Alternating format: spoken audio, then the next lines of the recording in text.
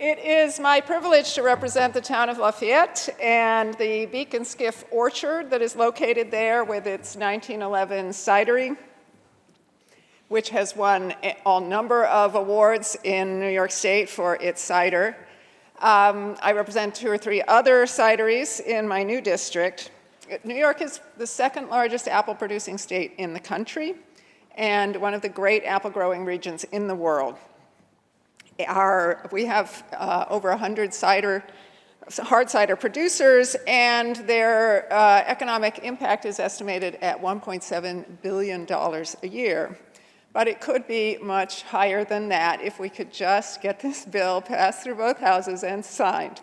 Because our cideries operate at a disadvantage.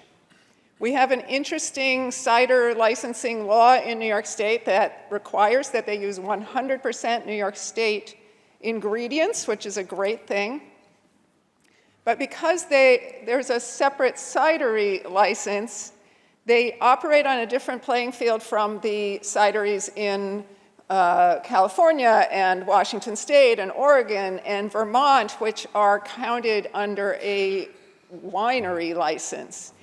Wineries are allowed to sell their products directly online for direct shipment to consumers. And so cideries in those other states can do that here in New York State, but our cideries cannot.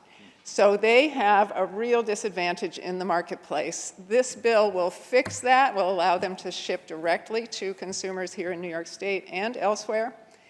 There have been some concerns that this might not work for various reasons, but it actually was implemented in the early years of the pandemic and was extremely successful. So we know it can work without the kinds of hiccups that some people are worried about. So there is no reason why we shouldn't pass this law. I urge my colleagues to vote for it and our friends in the Assembly to pass it and the governor to sign it.